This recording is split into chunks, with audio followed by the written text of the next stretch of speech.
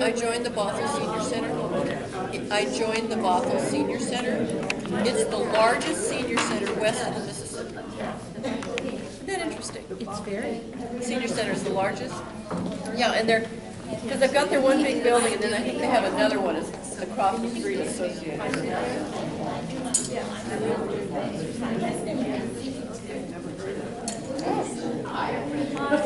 Lots of activities. We even have lunch for $3. You can have a hot lunch. Those are really nice. I feel like I've increased. Well, good evening, everyone. How are you? Doing well?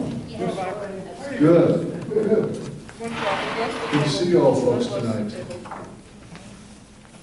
And we might be just waiting on a few other people, but we'll go ahead and begin anyway. This evening is the last installment of our Paul and His World. And actually we'll be talking about tonight not just about the places that Paul visited, but the places that he probably had influence over. That is, probably his disciples and other evangelists went out and evangelized some of the other cities in Asia Minor. It's interesting when we talk about evangelization because of the fact that it is an amazing growth in Christianity over the period of a couple centuries.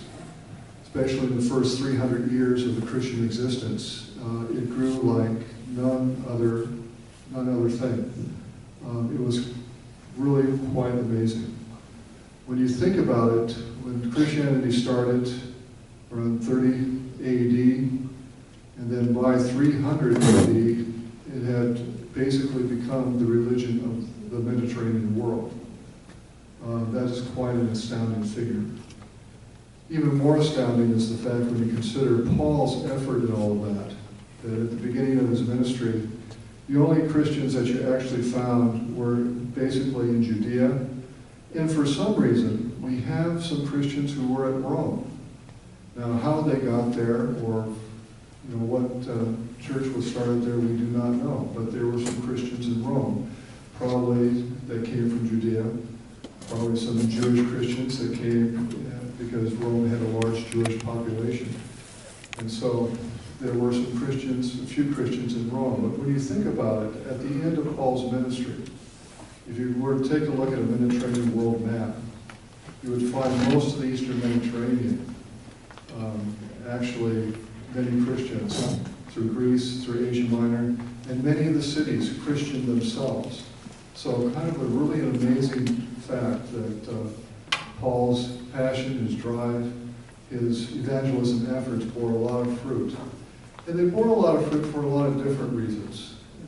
Many of the reasons secular historians can't agree on, with at least two of them.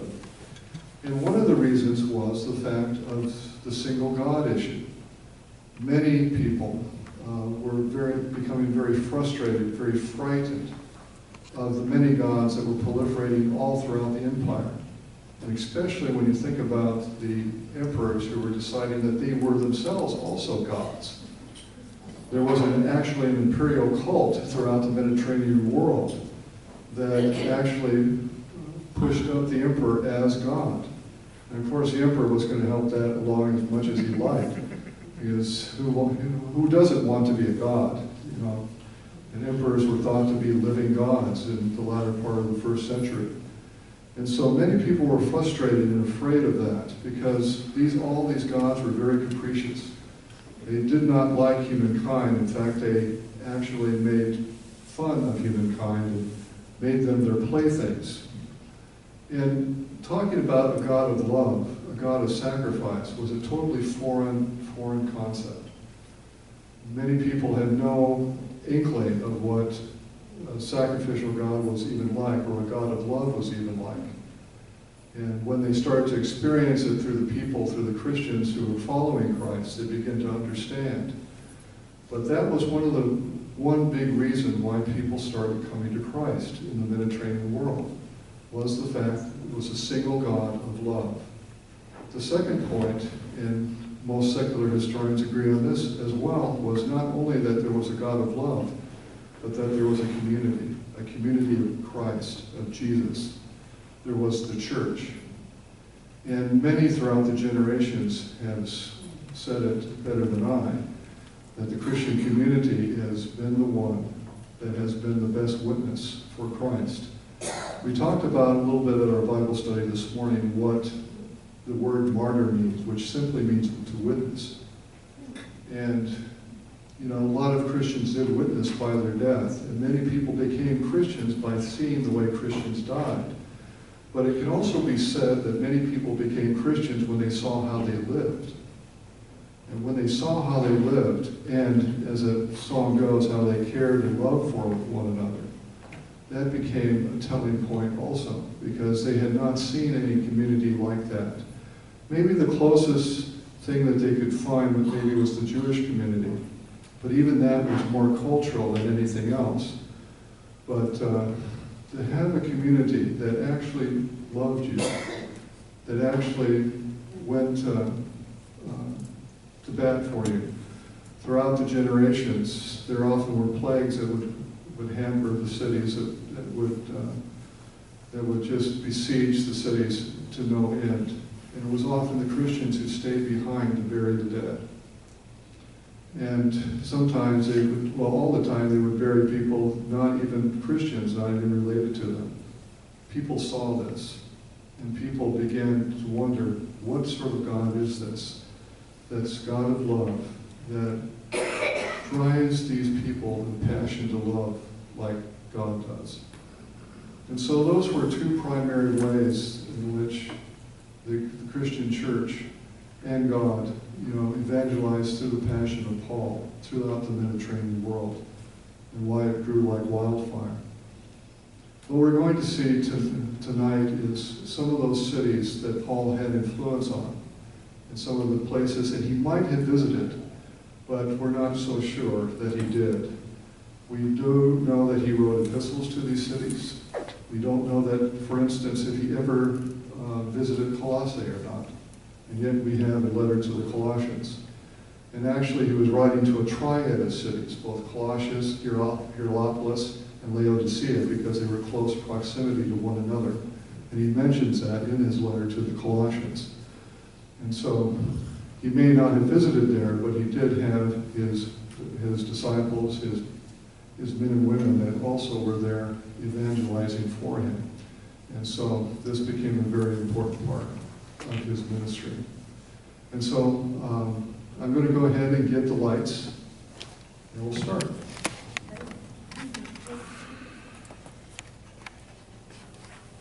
We'll let this warm up first.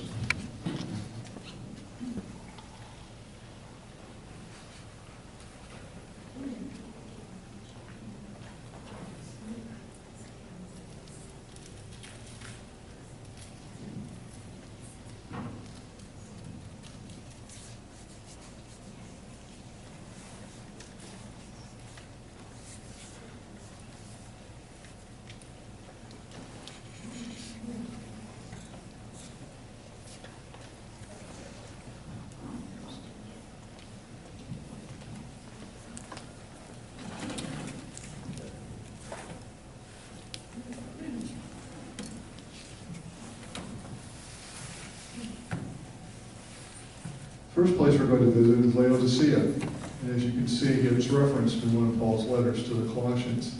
I want you to know how much I'm struggling for you and for those at Laodicea.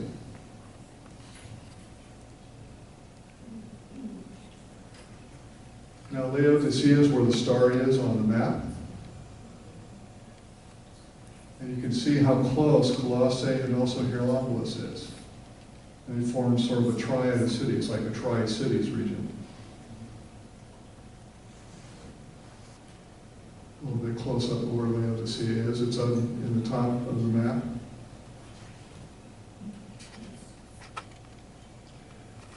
Now, one of the things that Laodicea is famous for, because it's one of the 7 churches that is addressed in Revelation in the first 3 chapters. And it's interesting to note that this was the lukewarm church. This was the church that Christ threatened to spit out of his mouth because they were neither hot nor cold.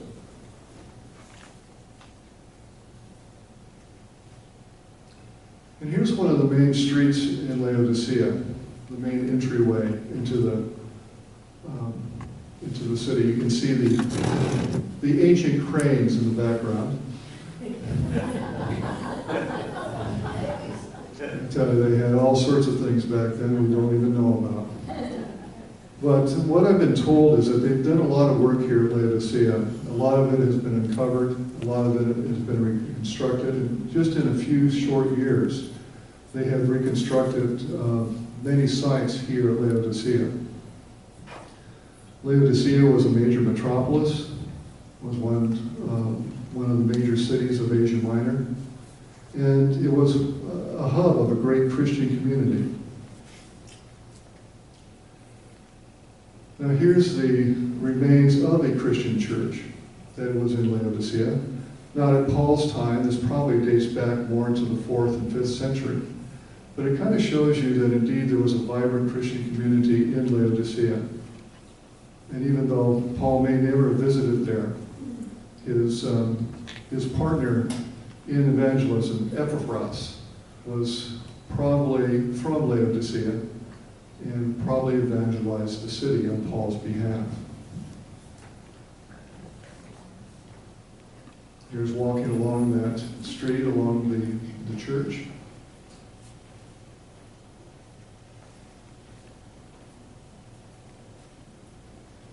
And notice on the lintels the cross. What is interesting about Laodicea is it had one of the largest Christian populations of all the 7 churches of Asia, which is sort of surprising when you kind of think about the fact that they were neither hot nor cold. That one of the warnings that Jesus had for them was the fact that they were not one side or the other. There is a sense that Laodicea actually got piped in water from Hierapolis, because Hierapolis has hot springs. And so some hot water was actually pumped into the city from about 7 miles away. And you can probably guess it was lukewarm.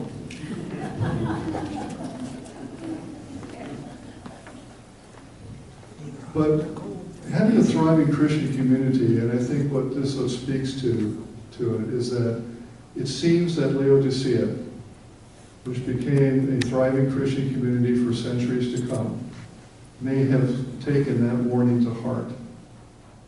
And of course, the immediate image that's right after the Laodicean warning is where Jesus stands at the door and knocks.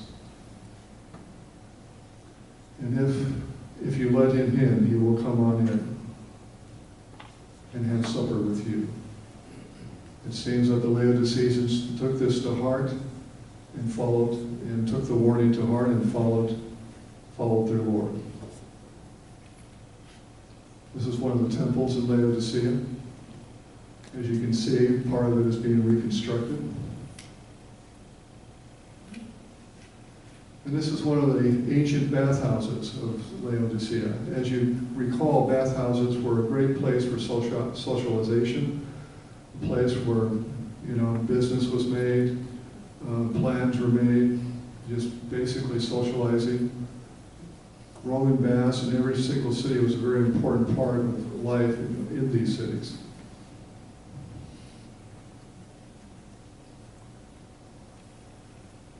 Now you can't probably hardly see it here, but this actually is a stadium. It's an elongated stadium, and just to the upper right, you can see some seats just poking out of the ground. And this is a stadium where they would have races. This is not like a theater at all, but it's actually a stadium. And they actually had races in here and all sorts of athletic events.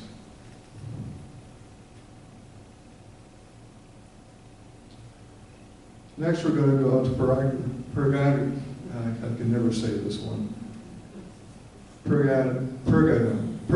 There we go. Pergamum.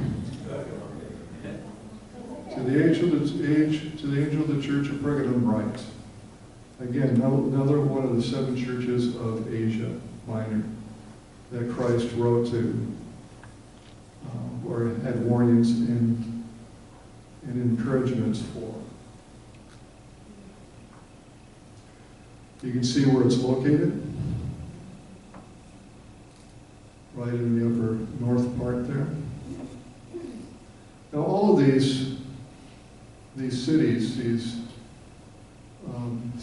churches of Asia Minor, are either on the coast or they form a pattern across the Lucas Valley. You can probably see it in this map here. You have Pergamum in the very top, then Thyatira, Philadelphia, Sardis, Hierapolis, Laodicea, and Colossae. This forms one great big valley called the Lycus Valley.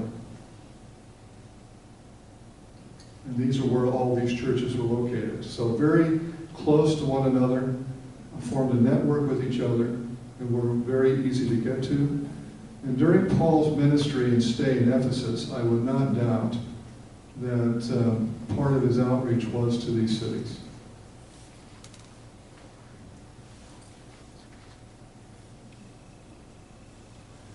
This is the Temple of Trajan.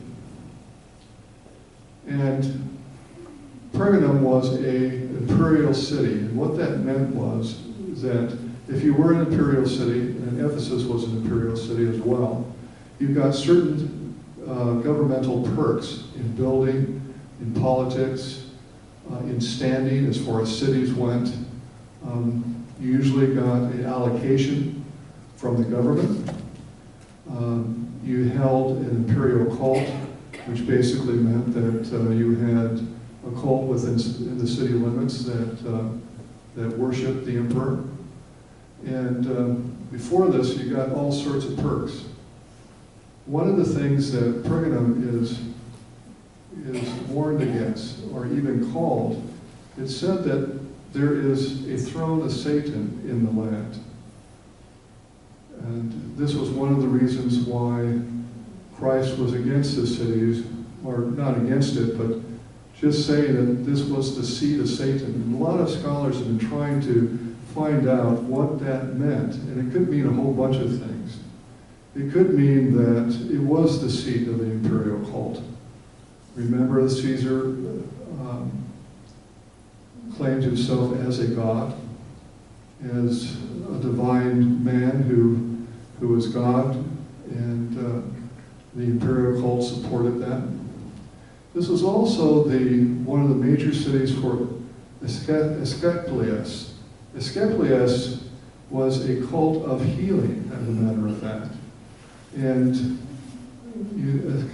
Asclepius is actually, you see on medical symbols, the snake. Double snake. The snake on the pole, yes. That's from the healing cult there. And this was a major center for that. Also, there were many gods and temples in Pergamum that were there, so that could also be part of it. And they also had a great altar of Zeus that was also part of the city. Any one of these things could have been called the throne of Satan. But this is Pergamum. Another part of the Temple of Trajan. And here's their theater, built right into the hillside. And you can't see it from here, but you can see a little bit about it. It's right here on the Acropolis. Remember what we said before, that cities built their high places on acropolises, on these mountains, on these rocks. And this has a great view of the surrounding countryside, so you not only saw theater places take place, but you also saw a great view besides that. And here's just sort of a panorama of the Trajan temple. Notice just the huge foundations that are part of this. These arches actually put support to the great temple that was on top of it.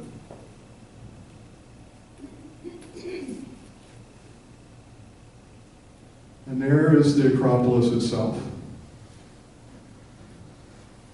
And like many cities, they had their primary stuff on the Acropolis. It was a great way to protect the city, and also could be seen from all around. Do you remember what Christ said in the Sermon on the Mount? That you don't, about the city on the hill? Well, there it is.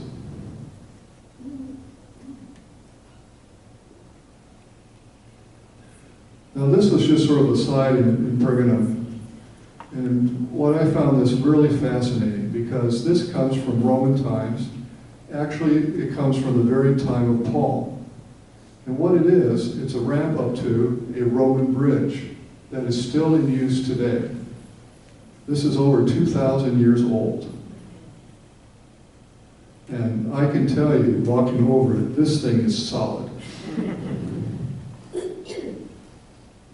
And like I said before, people were walking over it, going to and from work. It kind of connects a residential area to an economic area. And it's still in use today, a bridge that was built over 2,000 years ago.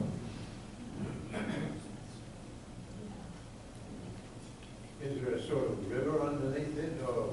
Yeah, there's a little stream. Well, you probably could say that the stream might have been a little bigger 2,000 years ago. In that case, you might want to say it's a little bit of overkill.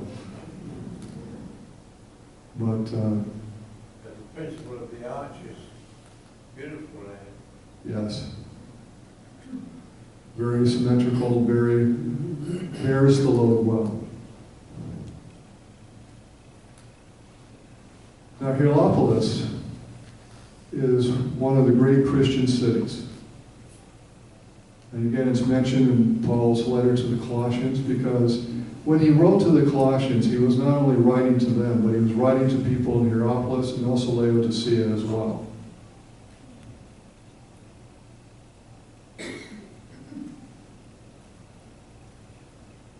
And you can see Hierapolis on the map, forming that triad with Laodicea and Colossae. How far is that from I would say it's about,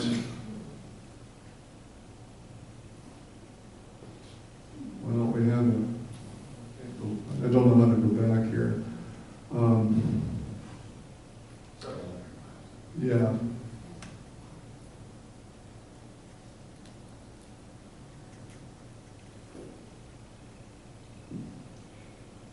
Now here is a monument or a headstone toward Papias, one of the church fathers. And he was called a disciple of John the Apostle. We get a lot of little traditional things from Papias, and he was here the bishop of Hierapolis.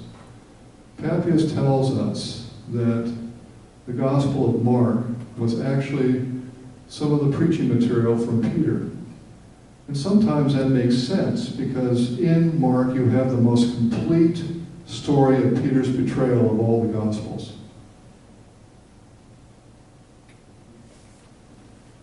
And in church tradition, Peter and Mark were quite close. Now when I talk about Mark, this is John Mark. This is the same Mark who accompanied Paul in his first missionary journey. It's the same Mark who wrote the Gospel. And for those of you who were at the Gospel of Mark, you actually got to meet Mark last Saturday.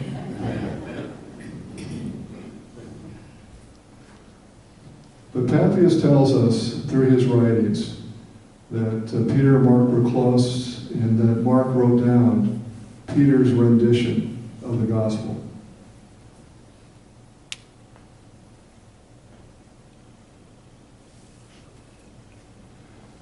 Now, if you've ever told anybody to go to hell, Here's where you would tell them to go. This is actually the entrance to Hades. It's called the Plutonium.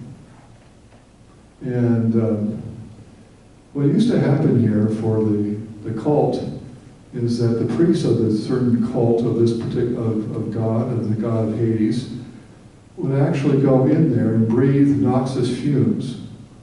And then they would imagine things. And, they would prophesy. And oftentimes people would die in there because of the noxious fumes, and so they often thought that it was a entrance to the netherworld. So you can see we're all getting close, because we all want to see into this thing. Do they still have the noxious fumes? They still do. You still do. You don't want to put your head too much in there. And there's a little bit of close-up to it. But this is the entrance to Hades, ladies and gentlemen. Was it like a sulfur smell, or do you recall? I'm not sure what the chemicals are involved. It's just very, you can smell some of it when you get near it.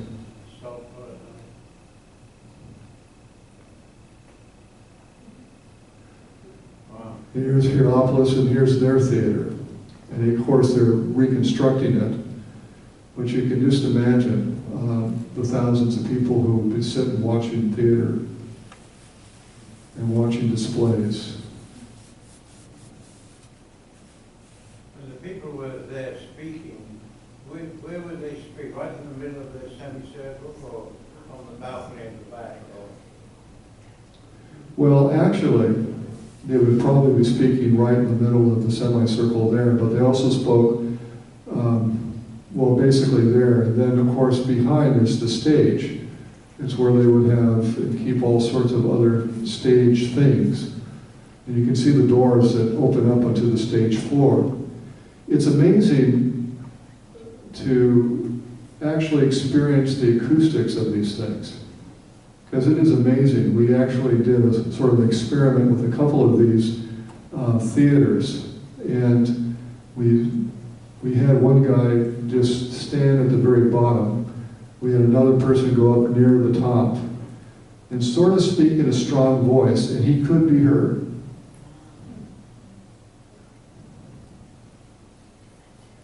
Is there any echo from anything like that? No, Eric, it's not an echo. It just carries the sound.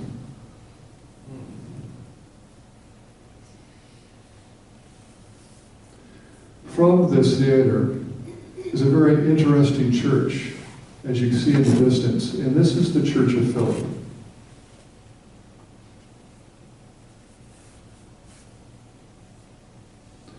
It is said that Philip came to Hierapolis, and they're not really sure which Philip it was, because there are two Philips that are mentioned in the New Testament. There's Philip the Apostle, but there's also Philip who had 7 daughters who were prophetesses. And this is the same Philip who converted the Ethiopian eunuch when he was on his way back from the festival, from the Pentecost festival, back down to Ethiopia. And you may remember the story. He's going back and he's reading Isaiah 53. And as he's reading Isaiah 53, Philip just happens to be there. And as Philip overhears him reading Isaiah 53, Philip asks him, "Do you know what you're reading? Do you know how to interpret it?" And the Ethiopian says, "No, I need somebody to come up and help me." And so they get into the chariot together, and at the end of whatever time it was, the Ethiopian becomes convinced that he wants to become a Christian. And he said, "Let us stop here at water and be baptized."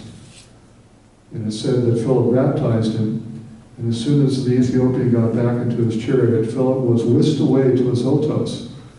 And we don't know really what that means, actually, if he went very quickly or he was translated there in some way by the Spirit. But Azotus is pretty far away from where they met on the lonely road. And so this particular church,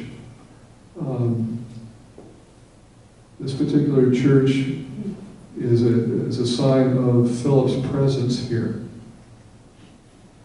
Either the apostle or Philip the deacon. And this is his tomb. And if you look inside the tomb, there's nothing in there. But usually what I say, the church traditions and legends usually start with a kernel of truth. And this is a huge church. For many centuries, this was a going concern.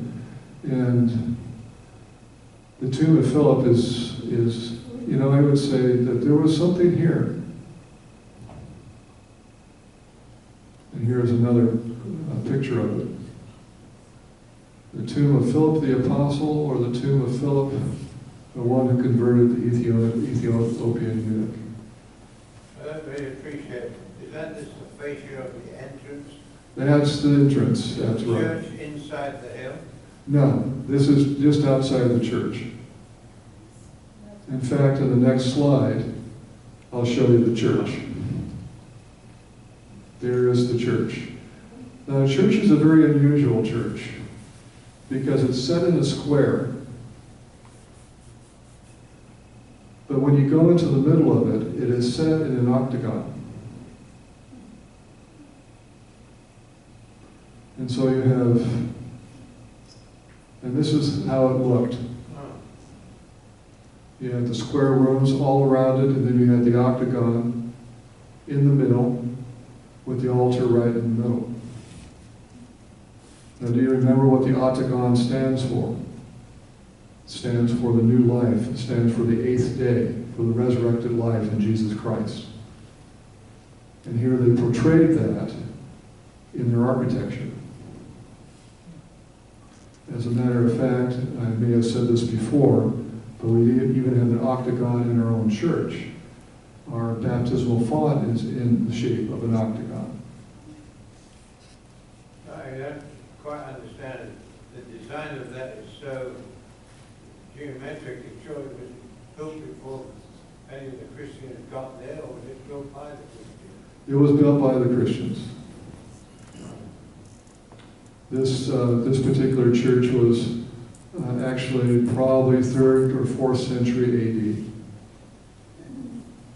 Well, and also they benefited from all the architectural knowledge of the Romans.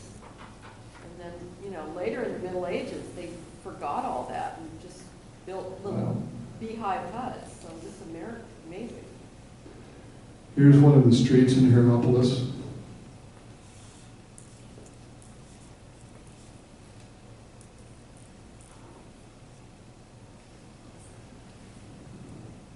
And again, another bathhouse. Bathhouses are all around.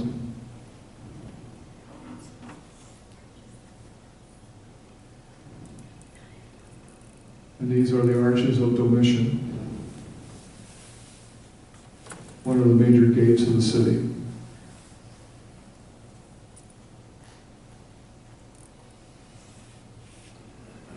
And these are the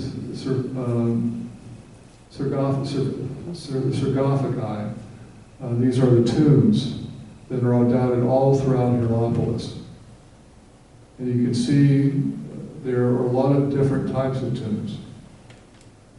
And I think somebody asked last time if, how did they bury? Well, they did tombs.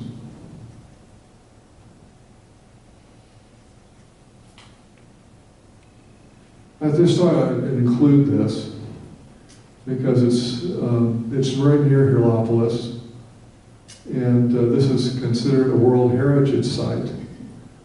This is actually hot springs that go over limestone, and the minerals just sort of bubble up and flow over the land and create this weird landscape.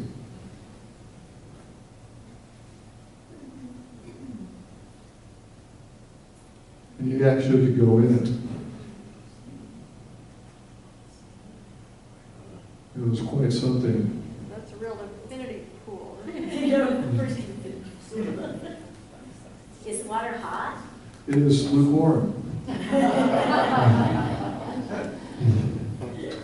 It is that. It's not scalding or anything like that. It's not really hot, but it's warm.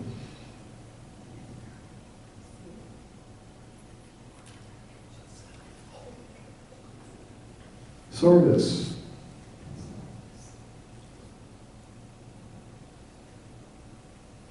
There was a very famous bishop that came from Sardis. His name was Melito. And a lot of what we have in our Eucharistic practices, and especially around Easter, comes from this man.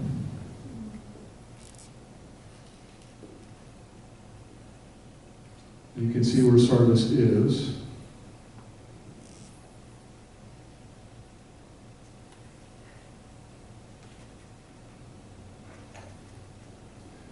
Sardis really had a large Jewish population. And this was one of the largest synagogues probably in the ancient world.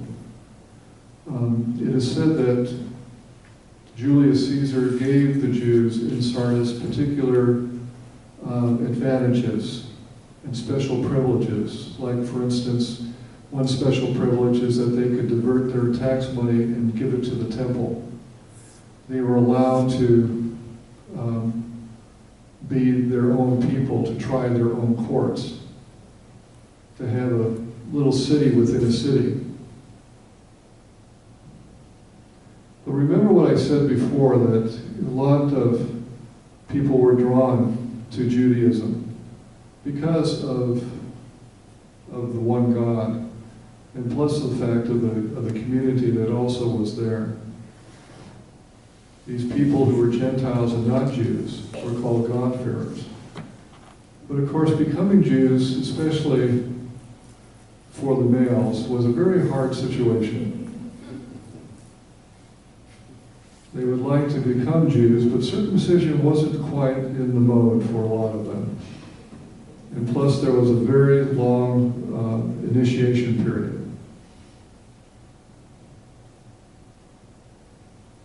Another part of that synagogue.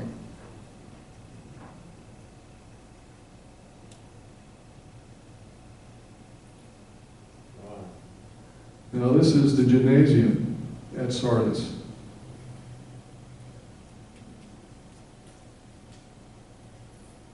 It's probably one of the most famous structures of Sardis.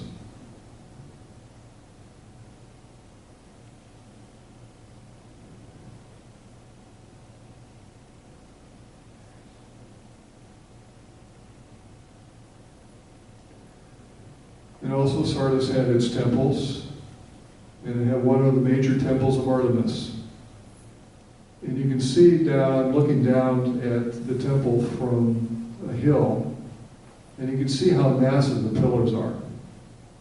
You see the people down there?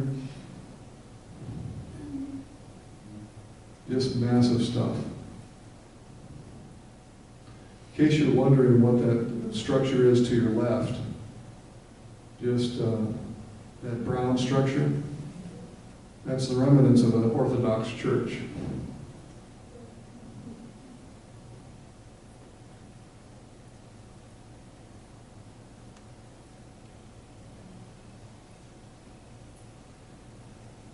Priene is actually the seat of bishops. Paul probably never visited here, but it became a major Christian site. In fact, we know of 4 bishops. 2 of them attended important councils of the church, 7 ecumenical councils of the church, 2 of them. And they span from anywhere from the 3rd century to the 12th century.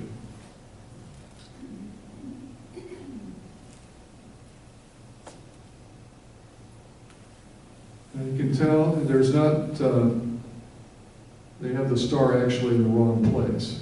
But if you look down in the south where Miletus is and where Ephesus is, right between the two, there's Priene.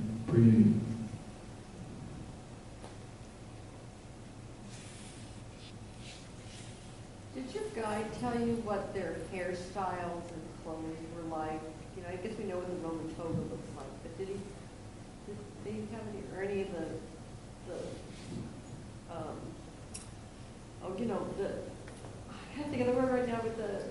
mosaics and things, they have the images of people.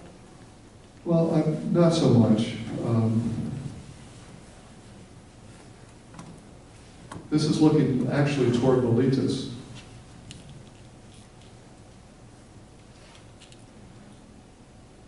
Some remnants of the theater. And that's not a Christian altar, that's actually another type of altar.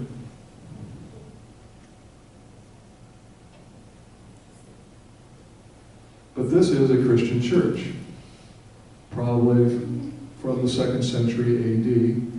And what you see in the middle there is a pulpit. They even had pulpits back then.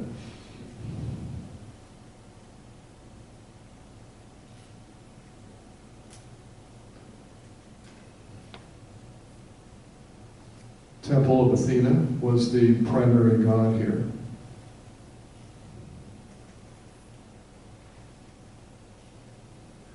Remember what I talked about, that every city had their Acropolis? Can you imagine climbing up that thing?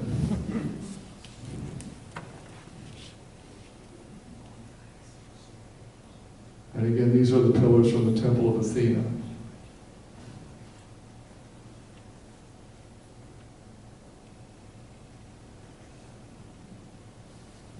Now, can any of you make out what the inscription is on this rock?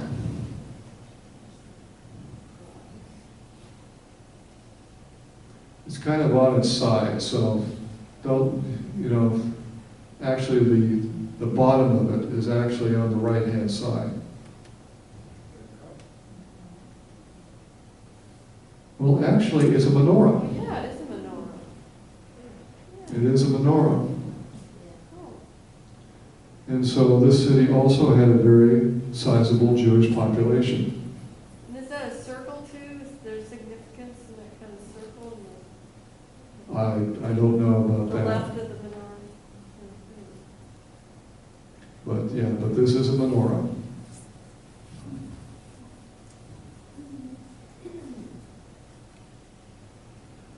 Now here is sort of a kind of a legend type of situation. And I just took a picture of it just because of the legend. This used to be the house of Alexander the Great. It's kind of like one of those things where, George Washington slept here.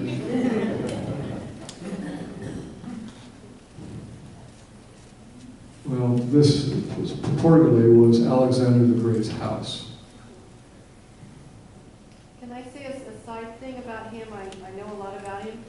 He so loved God or gods or spirit wherever he went. And of course, they say he conquered more of the world than any one person ever did. He would always honor his Greek gods, but the local gods as well. And they say because of that, culturally, he was able to spread his leadership throughout the world because of his love of all gods. Anyway, but Yeah. so.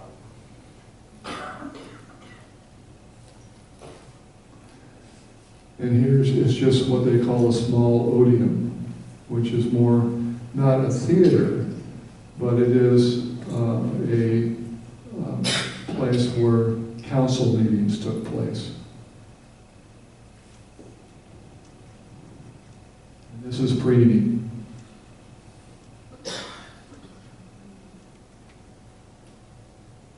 And that's the end.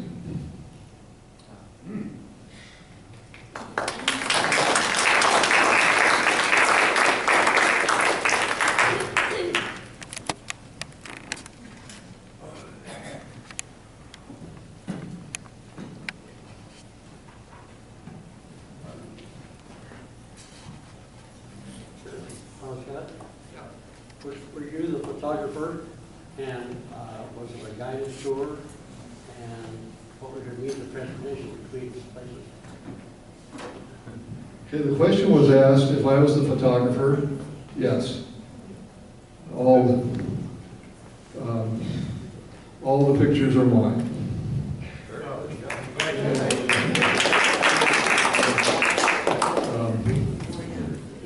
And our mode of transportation was by bus. And what was the third question? I'm sorry. Was it a guided tour? It was a guided tour, but we actually had two guides. we had the local guide, which we had to have by law. So, and he was very knowledgeable about all the Christian sites, and was really impressed with his knowledge, especially of the Christian sites. And so it was very interesting being a Muslim, that he knew all these sites very, very well. And he was very interested in them as well. He wasn't just paid to do it. He had a lot to say about each one of them. And then we had a person who came along with us that was provided by Biblical Archaeology Review in the magazine. And he was a professor from a Midwest, very small Midwest university. I can't think about it right now.